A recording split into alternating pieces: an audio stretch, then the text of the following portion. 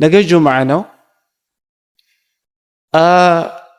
ነቢ ዓለይሂ ሰላቱ ወሰላም የጁምዓን ሱብሕ ሰላት ከሌላ የሱብያን ሌላት ቀናት እንደሚበልጥ በሐዲሳቸው ማለት ነው ነግረውናል።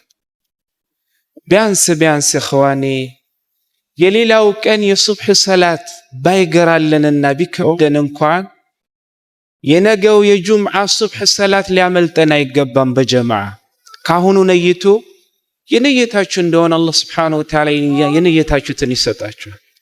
ነቢ ዓለይሂ ሰላቱ ወሰላም ሐዲስ ኢማሙ በይሐቂ ኢማሙ አልባኒ ረሕመቱላህ ሐዲሱን ሰሒህ ብለውታል።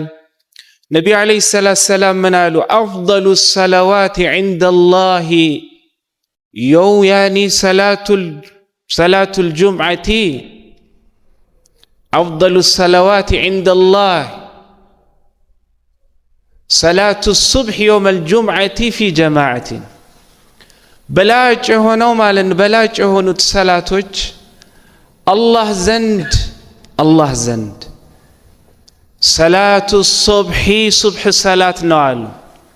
የውመል ጁምዓቲ በጁምዓ ቀን የሚሰገደው ሰላቱ ሱብሕ ነው አሉ። ነገር ግን በቤት አላሉ ነቢ ዓለይሂ ሰላቱ ወሰላም።